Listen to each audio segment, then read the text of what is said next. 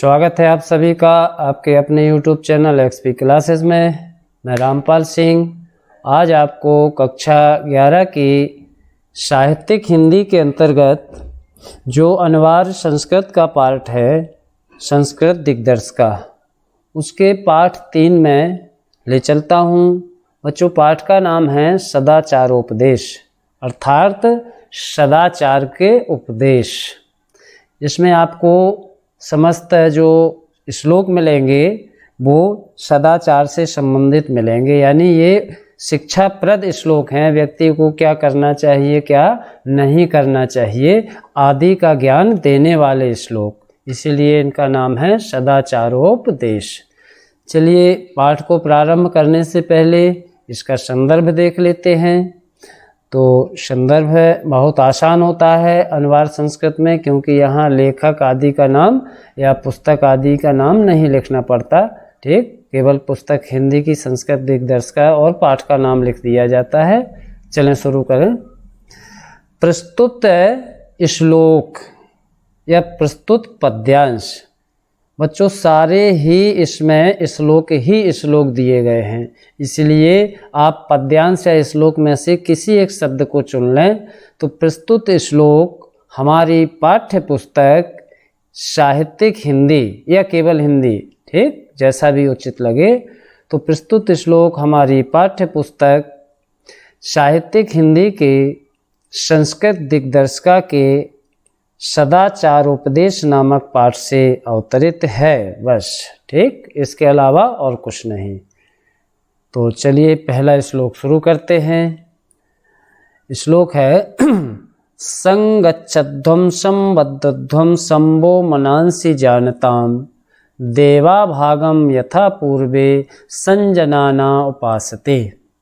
तो यहाँ पर बताया जा रहा है उपदेशात्मक शैली में क्या कि संग गच्छध्वम, संग माने साथ साथ, गच्छध्वम माने चलो। हे मनुष्यों, तुम सब एक साथ चलो, साथ साथ चलो। संग माने साथ साथ, गच्छध्वम माने चलो, गच्छ गम माने जाना। ठीक, तो गम धातु से ही बना है गच्छ। तो संग गच्छध्वम साथ साथ चलो, संबद्धध्वम साथ साथ बोलो, जो भी बोल रहा है साथ साथ बोलो। सम माने साथ साथ, वह माने आप लोग, मनांसि जानताम एक दूसरे के मनों को जानो, जानो मतलब समझो।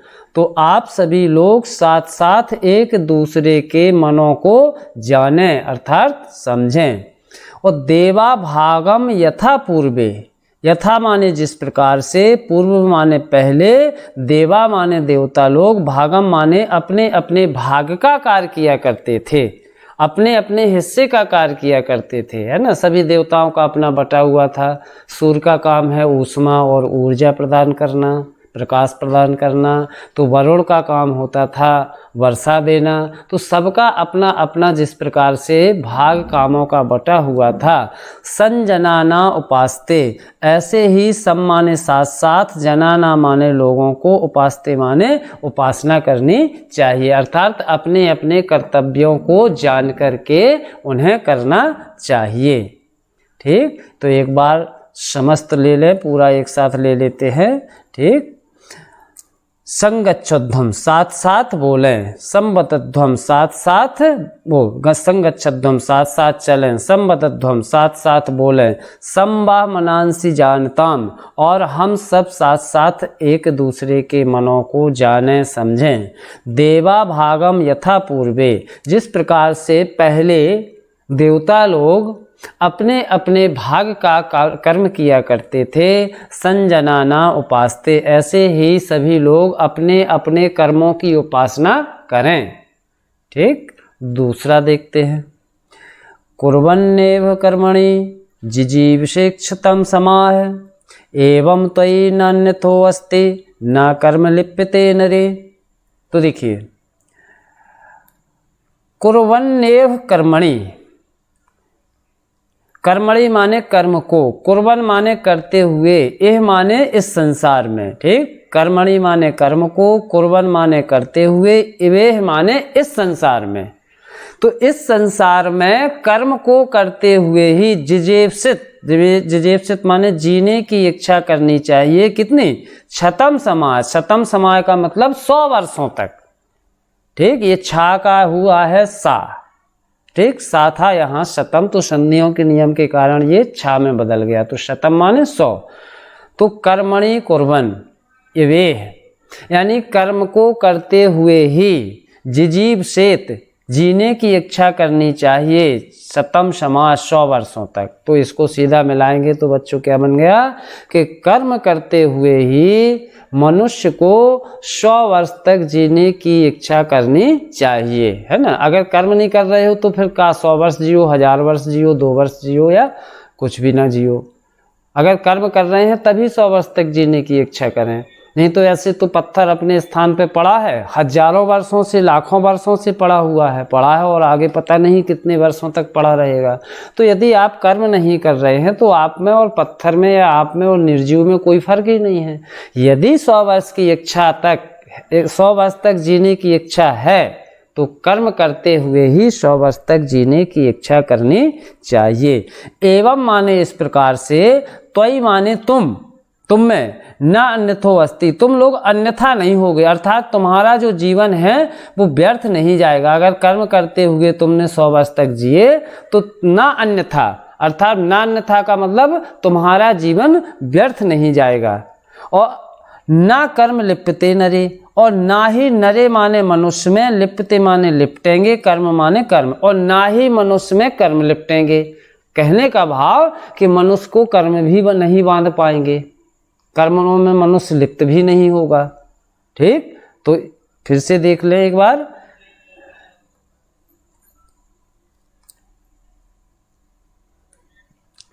कर्मणि कर्म करते हो, कुर्बन करते एवे माने ही इस संसार में, कर्म करते हुए ही इस संसार में जिजीविषेत शतम समाह 100 वर्षों तक जीने की इच्छा करनी चाहिए। जिजीविषेत माने जीने की इच्छा करनी चाहिए, शतम समाह माने 100 वर्षों तक।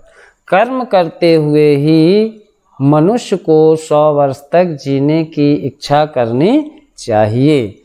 एवं माने इस तरह से, त्वयि माने तुम, न अन्यथा इति अस्ति, इस तरह से तुम अन्यथा नहीं होगे, अर्थात तुम्हारा जो जीवन है वो व्यर्थ नहीं जाएगा। और ना कर्म लिप्यते नरे, और ना ही जो मनुष्य है वो कर्म में लिप्त होगा। ठीक, चलिए अगला बढ़ जाते हैं।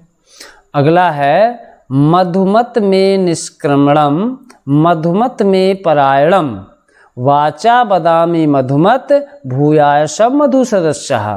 तो क्या कह रहा है कि मधुमत, मधुमत माने मधु के समान। मधु कैसा होता है? मीठा, ठीक, मधुर।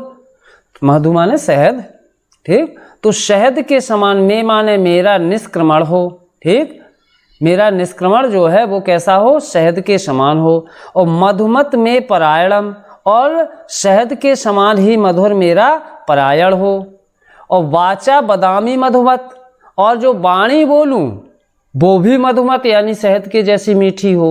और भूयासम मधु सदृश्य, इस तरह से मैं भूयासम माने पूरी तरह से हो जाऊं कैसा? मधु सदृश्य, मधु के समान। इस तरह से मैं पूरी तरह शहद के समान हो जाऊं। ठीक, हे प्रभु मेरा निष्क्रमण कैसा हो? शहद के समान मधुर हो।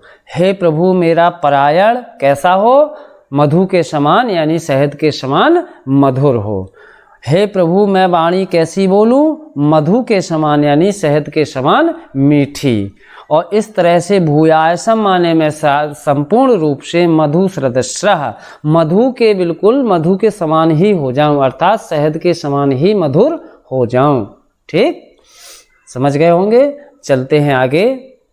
और एक बात बता दूं मैं आपको कि बच्चों यदि आपको कोई समस्या आती है समझने में या किसी भाव को ग्रहण करने में, तो आप हमारे व्हाट्सएप चैनल पर, जो कि आपको डिस्क्रिप्शन में उसकी लिंक मिल जाएगी, उससे जुड़ करके आप कमेंट बॉक्स में जा कर के और अपनी समस्याओं के समाधान पा सकते हैं। ठीक, तो आगे बढ़ते हैं, अगला देखते हैं। आचारात लभते ह्रियायु, आचारात लभते श्रियम, आचारात कीर्तिमापनोति पुरुषा प्रेत्य चाय। तो देखिए, आचारात लभते ही आयु, ही आयु माने लंबी आयु, लभते माने प्राप्त होती है, आचारात माने सदाचार से, सदाचार से ही आयु लभते, ही आयु माने लंबी आयु, लभते माने प्राप्त होती है। तो सदाचार से लंबी आयु प्राप्त होती है। और आचारात लभते श्रियम, और सदाचार से ही श्रियम लभते, श्रियम माने होता है लक्ष्मी, लक्ष्मी मतलब धन संपत्ति, ठीक। तो सदाचार से ही लक्ष्मी अर्थात ऐश्वर्य धन संपत्ति प्राप्त होती है। आचारात कीर्तिम आपनोति, और सदाचार से ही कीर्तिम माने कीर्ति, आपनोति माने प्राप्त होती है, कीर्ति माने यश नाम। तो सदाचार से ही कीर्ति प्राप्त होती है, किसे? पुरुषा माने पुरुष को, मनुष्य को। कब? प्रेत्यचा इहचा, प्रेत्यचा माने मरने के बाद, इहचा माने इस लोक में, अर्थात इस लोक में भी और परलोक में भी। जो व्यक्ति सदाचार करते हैं वो इस संसार में लंबी आयु प्राप्त करते हैं, जो लोग सदाचार करते हैं वो इस संसार में लक्ष्मी प्राप्त करते हैं, मतलब धन संपत्ति प्राप्त करते हैं। और जो लोग सदाचार करते हैं वो उस लोक में क्या प्राप्त करते हैं? कीर्ति प्राप्त करते हैं, ठीक। तो देखिए, इहचा माने होता है इस लोक में, अर्थात संसार में, इस संसार में क्या क्या मिलता है? लंबी आयु मिलती है और धन संपत्ति मिलती है। और प्रेत्य कहलाता है परलोक, यानी मरने के बाद जिस लोक में जाते हैं तो उससे क्या मिलती है? हमें कीर्ति मिलती है, ठीक। क्लियर हो गया ना? सदाचार से लंबी आयु प्राप्त होती है, सदाचार से लक्ष्मी प्राप्त होती है, सदाचार से कीर्ति प्राप्त होती है, किसे? पुरुष को, इस संसार में भी और परलोक में भी। तो अब इसको सही तरीके से क्या करना है, यहाँ से शुरू करेंगे बच्चों, ठीक। कि पुरुष को इस लोक में और परलोक में सदाचार से लंबी आयु प्राप्त होती है, सदाचार से लक्ष्मी प्राप्त होती है और सदाचार से कीर्ति प्राप्त होती है, ठीक। चलें आगे की ओर बढ़ जाएं। अगला श्लोक है ये नास्तिकाय निष्क्रियाः च गुरु शास्त्र लंघना अधर्मज्ञा दुराचारा ते भवन्ति गतायुषा। देखिए बहुत इंपॉर्टेंट है, कई बार आ चुका है परीक्षाओं में, ठीक। तो देखिए क्या कहा गया है कि ये माने जो, ये माने जो नास्तिकाय, नास्तिक होते हैं। नास्तिक बता दूं बच्चों, एक होता है आस्तिक, एक होता है नास्तिक, ठीक। जो ईश्वर को मानता है वो आस्तिक कहलाता है, और जो ईश्वर में विश्वास नहीं रखता, वेदों की निंदा करता है, वो नास्तिक होता है, ठीक है ना। तो ये माने जो, नास्तिकाय माने नास्तिक होते हैं। निष्क्रियाः च, और निष्क्रिय होते हैं, चा माने और, निष्क्रिया माने निष्क्रिय, और जो निष्क्रिय होते हैं। आगे गुरु शास्त्र अतिलंघना, और गुरुओं तथा शास्त्रों का उल्लंघन करते हैं। गुरुओं का मतलब, अब गुरुओं में सब आ जाएंगे, आपके माता पिता भी आ जाएंगे, आपके अध्यापक गुरुजन भी आ जाएंगे, और शास्त्र, और जो शास्त्रों का, जो शास्त्र जैसे हमारे वेद, वेदांग, उपनिषद, पुराण, रामायण, महाभारत आदि जो ग्रंथ हैं, शास्त्र हैं, उनमें कही हुई बातों का उल्लंघन करते हैं। अधर्मज्ञा, जो अधर्मी होते हैं। दुराचारा, जो दुराचारी होते हैं। ते भवन्ति गतायुषः, वे गतायुष होते हैं। गतायुष माने कम आयु वाले, वे भवन्ति माने होते हैं, गतायुषा माने कम उम्र वाले, यानी उनकी उम्र बहुत कम होती है, अल्प आयु के होते हैं। कौन? फिर से देख लें, इसी में सब है, ठीक। देखते हैं फिर से। ये माने जो, ये मतलब जो। नास्तिकाः, नास्तिक होते हैं। निष्क्रियाः च, और निष्क्रिय होते हैं। गुरु शास्त्र अतिलंघना, और गुरु और शास्त्रों का उल्लंघन करते हैं। अधर्मी होते हैं, दुराचारी होते हैं। ते माने वे, गतायुषा भवन्ति, अल्पायु के होते हैं, ठीक। अगला देखते हैं। बहुत आसान से श्लोक हैं, आराम से आप समझ रहे होंगे, ऐसी हमें आशा है। चलिए छठवां श्लोक। ब्राह्मे मुहूर्ते बुद्धेत धर्मार्थौ चानुचिंतेत उत्थाय चाम्य तिष्ठेत पूर्वाम संध्याम कृतांजलि। तो देखिए उपदेश दिया गया है कि ब्रह्मे मुहूर्ते बुद्धेत, ब्रह्म मुहूर्त में, बुद्धेत माने जागना चाहिए, ब्रह्म मुहूर्त में जागना चाहिए, है ना। ब्रह्म मुहूर्त कहलाता है बच्चों सूर्योदय के जस्ट पहले का समय। ठीक, कोई समय नहीं होता है कि आपको कोई लोग बताए 4 बजे, 5 बजे, 3 बजे, 6 बजे, कोई समय नहीं। देखिए सर्दियों में लगभग 6 बजे ब्रह्म मुहूर्त कहलाता है, गर्मियों में वही ब्रह्म मुहूर्त 4 बजे कहलाने लगता है। ठीक, और शेष दिनों में जैसे हम बात करते हैं अगर वही सितंबर से लेकर के नवंबर तक की, तो ये कहलाता है लगभग 5 बजे ब्रह्म मुहूर्त। तो सूर्योदय के जस्ट पहले का जो समय होता है वो ब्रह्म मुहूर्त होता है। ठीक, तो ब्राह्मे मुहूर्ते बुद्धेत, बुद्धेत माने जागना चाहिए, ब्रह्म मुहूर्त में जागना चाहिए। ठीक, आजकल के बच्चे तो 8 और 10 बजे तक सोने वाले होते हैं, लेकिन जो सच्चा विद्यार्थी है, जो लगनशील और मेहनती है, वो वास्तव में आज भी ब्रह्म मुहूर्त में ही जागता है, क्योंकि ब्रह्म मुहूर्त में किया गया अध्ययन बच्चों बहुत ही कारगर होता है। बहुत ही, उस समय आप जितना पढ़ेंगे पूरे दिन में उतना ना सीख पाएंगे जितना ब्रह्म मुहूर्त के प्रारंभिक 2 घंटों में आप सीख लेंगे। हाँ, ये तथ्य है। ठीक, तो आप लोग भी प्रयास करिए ब्रह्म मुहूर्त में ही जगें। चलिए कोई बात नहीं, इस श्लोक का अर्थ लेते हैं। ब्राह्मे मुहूर्ते बुद्धेत, ब्रह्म मुहूर्त में जागना चाहिए। और धर्मार्थौ च अनुचिंतेत, धर्म और अर्थ का चिंतन करना चाहिए। ठीक, धर्म तो होता है बच्चों धर्म ही, और अर्थ का मतलब होता है धन, अर्थ का मतलब धन। तो उठते ही क्या करें, धर्म और धन का चिंतन करें कि आज क्या क्या काम किया जाए जिससे धर्म भी मिले और धन भी मिले। ठीक, ऐसा, क्योंकि धन कमाने के सैकड़ों तरीके हैं, पाप से भी धन कमाया जा सकता है, लेकिन नहीं, धन ऐसा कमाओ जो धर्म से मिले। तो धर्म और अर्थ का चिंतन करना चाहिए। और उत्थाय चाम्य तिष्ठेत, और उत्थाय माने उठ करके आचम्य, आचम्य माने पहले आचमन करें, उत्थाय आचम्य यहीं लिखा है सब। ठीक, तो उठ करके पहले आचम्य माने आचमन करें। आचमन कहलाता है कुल्ला करना, मुंह धोना, ब्रश मंजन करना, है ना, तो ये सब आचमन है। तो उत्थाय आचम्य, उठ करके पहले आचमन करें और फिर क्या करें, तिष्ठेत पूर्व संध्याम कृतांजलि, और पूर्व संध्या की ओर मुँह करके, कृतांजलि माने हाथ जोड़कर, कृत माने जोड़कर, अंजलि माने हाथ। ठीक, अंजलि कहलाते हमारे ये पंजे जिसमें गद्दे और उंगलियां जुड़ी होती हैं, उतने को अंजलि कहा जाता है। ठीक, तो अंजलि यानी हाथ जोड़ करके पूर्व संध्या की ओर तिष्ठेत, तिष्ठेत माने बैठ जाएं।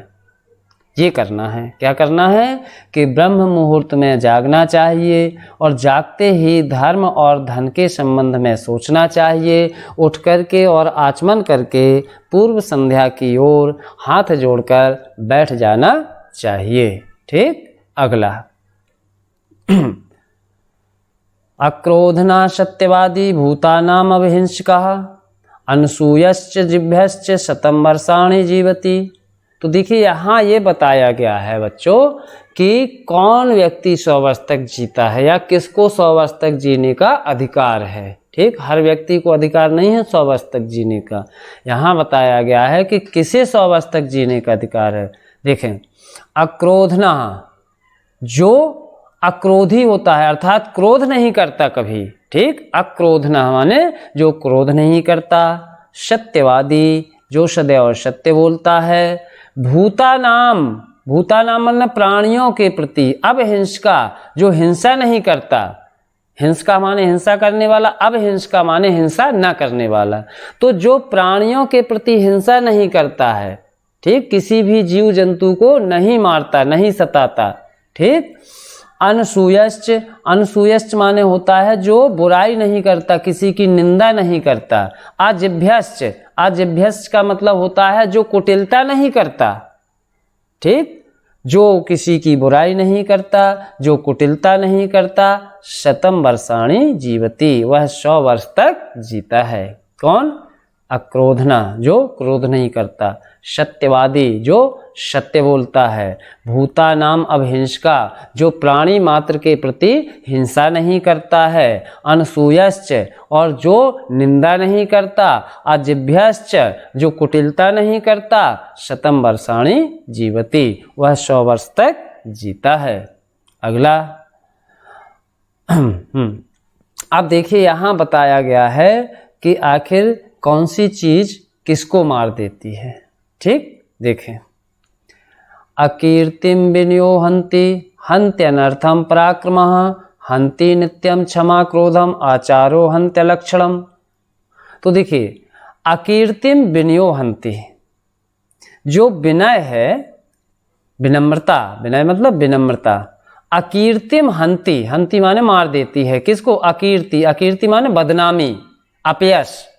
तो विनम्रता जो है वो अपयश को खत्म कर देती है। ठीक, आप कितने ही बदनाम हो गए हों, लेकिन यदि आप जैसे किसी को चोरी करते हुए पकड़ लिया जाता है, उसको जेल में डाल दिया जाता है, लेकिन कई बार आपने सुना होगा या देखा होगा कि उस व्यक्ति को सज़ा होती है 2 साल की, लेकिन वो साल या 6 महीने में छूट के आ जाता है। क्यों?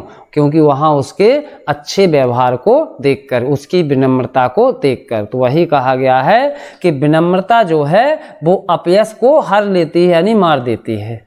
और हंति अनर्थम पराक्रमः, और जो पराक्रम है, पराक्रम माने मेहनत, परिश्रम, वो अनर्थम माने गरीबी, अनर्थम हंति गरीबी को मार देती है। परिश्रम है वो गरीबी को खत्म कर देती है। आप करीब कितने भी गरीब हैं, यदि आपके हाथ पांव सलामत हैं, आप परिश्रमी हैं, तो आप यकीन मानिए गरीब नहीं रहेंगे, आपकी गरीबी हट जाएगी। तो पराक्रम जो है वो गरीबी को मार देती है। और हंति नित्यम क्षमा, ठीक, क्रोधम, और क्षमा जो है वो नित्य क्रोध को मार देती है। आपके अंदर क्षमा करने का गुण है तो आपके ऊपर क्रोध कभी हावी नहीं हो सकता।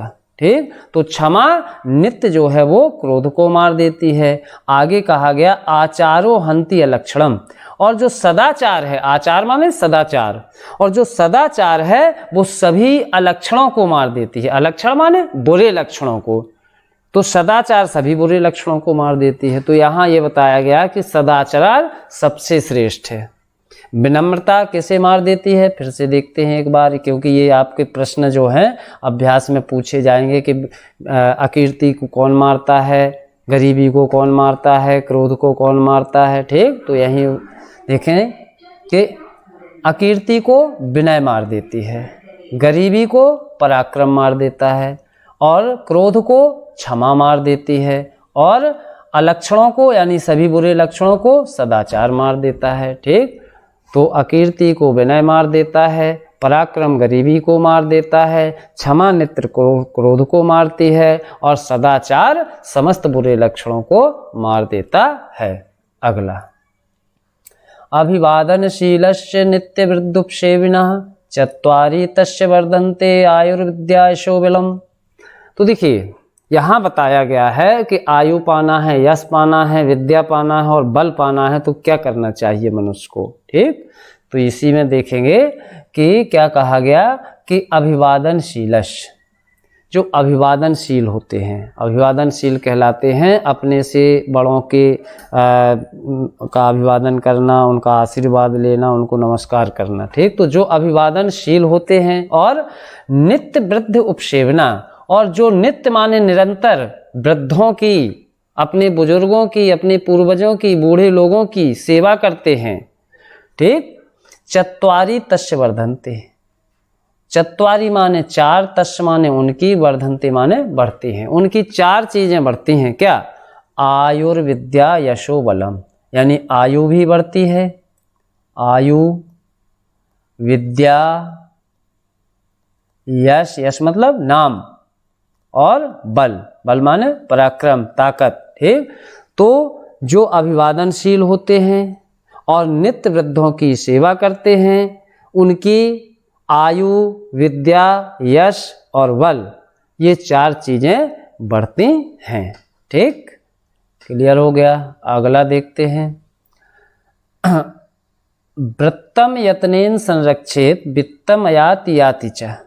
अक्षीणो वित्ततः क्षीणो वृत्तस्तु हतो हतः।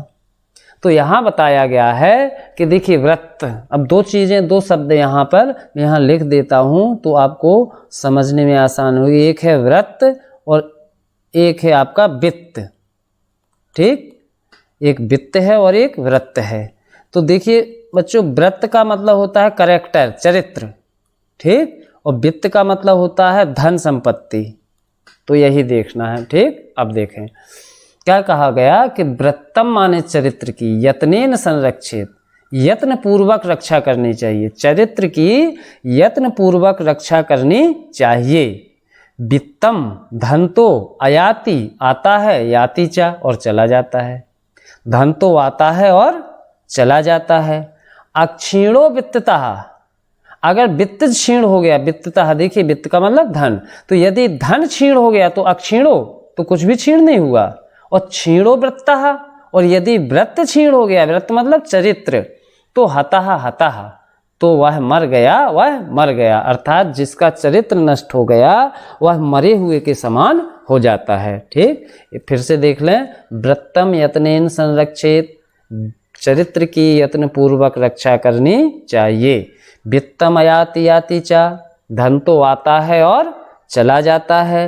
अक्षीणो वित्ततः, यदि धन नष्ट हो गया है तो कुछ भी नष्ट नहीं हुआ है। और क्षीणो वृत्तस्तु हतो हतः, और यदि चरित्र नष्ट हो गया तो समझो व्यक्ति मरे हुए के समान हो जाता है, अर्थात हमें चरित्र को प्रधानता देनी चाहिए, धन को नहीं, ठीक।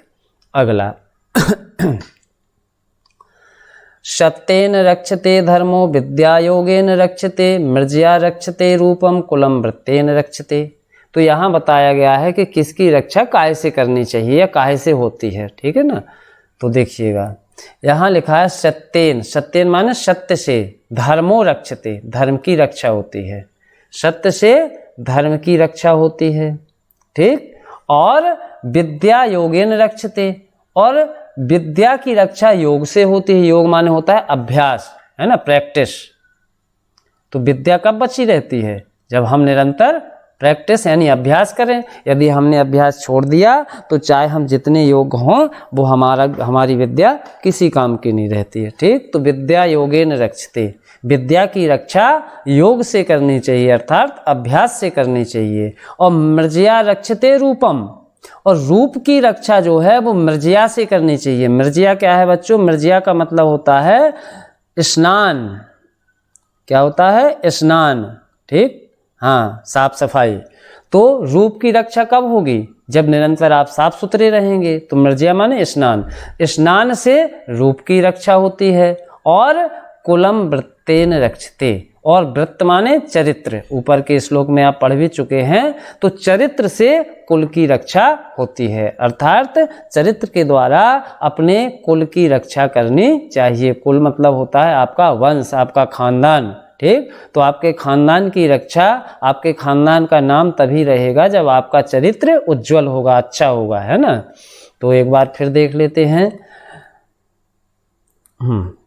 सत्य से धर्म की रक्षा करनी चाहिए, और योग से अर्थात अभ्यास से विद्या की रक्षा करनी चाहिए, स्नान और साफ सफाई से रूप की रक्षा करनी चाहिए, और चरित्र से कुल की रक्षा करनी चाहिए, ठीक। अगला देखते हैं, अंतिम है, श्रूयताम धर्म सर्वस्वम श्रुत्वा चापि वर्धायताम आत्मनः प्रतिकूलानि परेशान न समाचरेत। तो देखिए शुरू करें, श्रूयताम माने सुनना चाहिए, क्या सुनना चाहिए, धर्म सर्वस्वम, धर्म का सब कुछ सुनना चाहिए। धर्म के बारे में जो भी बताया जाए वह सब सुनना चाहिए। और श्रुत्वाचा, श्रुत्वा माने सुनकर, और सुनकर के अपि माने सुनकर भी वर्धायताम, उसे बढ़ाने का प्रयास करना चाहिए। ये नहीं है कि धर्म सुन लिया और घर आके चुपचाप बैठ गए, तो नहीं, धर्म के संबंध में जो मिले वह सब कुछ सुनना चाहिए, सुनकर उस पर आचरण भी करो और उसको बढ़ाने का प्रयास भी करो। तो वही कहा गया कि श्रूयताम धर्म सर्वस्वम, धर्म का सब कुछ सुनना चाहिए, श्रुत्वाचा, और सुनकर के अपि वर्धायताम, उसको बढ़ाने का प्रयास करना चाहिए। आत्मनः प्रतिकूलानि, आत्मनः माने स्वयं को, आत्मनः माने स्वयं को, प्रतिकूल माने प्रतिकूल लगे यानी अच्छा ना लगे, अनुकूल ना लगे, ठीक। तो अच्छा ना लगे, तो जो स्वयं को अच्छा ना लगे, परेशान, परेशान माने दूसरों को, दूसरों को, न समाचरित, वह आचरण नहीं करना चाहिए। ना समाचरित माने ऐसा आचरण नहीं करना चाहिए। जो स्वयं को अच्छा ना लगे वह आचरण दूसरों के साथ कभी नहीं करना चाहिए। यदि हमें गाली अच्छी नहीं लगती तो हमें दूसरों को भी गाली देना नहीं चाहिए। यदि हमें अपशब्द अच्छे नहीं लगते तो हमें दूसरों को भी अपशब्द नहीं देना चाहिए। आत्मनः प्रतिकूलानि परेषां न समाचरेत्, बहुत अच्छी सूक्ति है ये, ठीक, कि जो चीज़ हमें स्वयं को अच्छी ना लगे वह दूसरों के साथ कभी नहीं करना चाहिए, ठीक। एक बार फिर से देख लेते हैं, बहुत ही शीघ्रता के साथ देखते हैं।